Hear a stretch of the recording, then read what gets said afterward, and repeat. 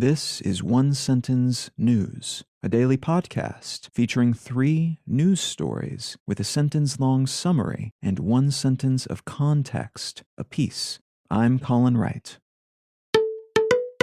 It's Tuesday, November 2nd, 2021. Let's talk about the news. From the Associated Press, COVID-19's global death toll tops 5 million in under 2 years. According to numbers from Johns Hopkins University, more than 5 million people have died of COVID-19 worldwide as of yesterday, less than 2 years into a pandemic that continues to surge in many parts of the world and has touched almost every aspect of everyday life for essentially everyone. Official numbers are generally considered to be either minor or massive undercounts of the true numbers of deaths related to COVID because of variations in how such deaths are tallied, the availability of tests, who's doing the tallying, and how such records are kept. COVID-19 is currently the 3rd leading cause of death globally after heart disease and stroke, and though we've made a great deal of progress in terms of spreading relative immunity and coming up with methods of limiting infections via social mechanisms, most experts think we've still got a ways to go before this thing fizzles enough to drop off the top 10 list of global killers. From Axios, double-digit inflation hits Brazil.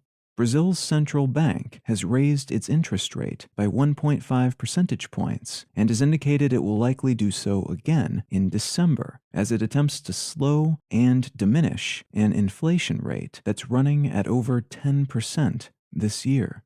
Inflation is proving to be an issue in many countries around the world right now, with some governments seeing it as a transitory thing that will essentially fix itself when the turmoil of early pandemic jitters and supply chain snarls start to fade into the background, while others see this as a more pivotal moment during which those forces and others are pushing interconnected major global economies into inflationary postures that need to be countered with regulations and incentive readjustments. In either case, Brazil's economy, which is the largest in Latin America, is being hit hard by rising commodity prices, while they also try to deal with energy issues caused by an extreme drought and a fair amount of political tumult. And from Bloomberg, American Airlines cancels hundreds more flights.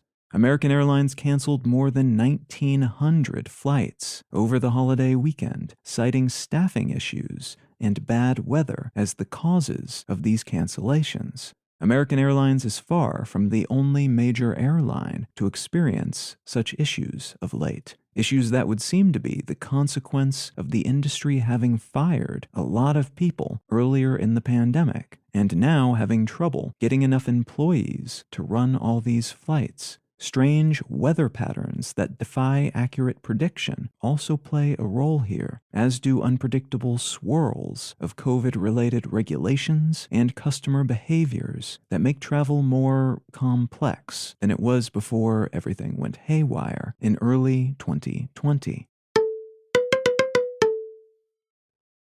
If you're finding some value in One Sentence News, consider leaving a quick review wherever you get your podcasts and/or sharing the show with a friend. You can find out more about this show or subscribe to the email version at onesentencenews.com. And you can support this and other related projects, like the Let's Know Things and Brain Lenses podcasts, at understandery.com.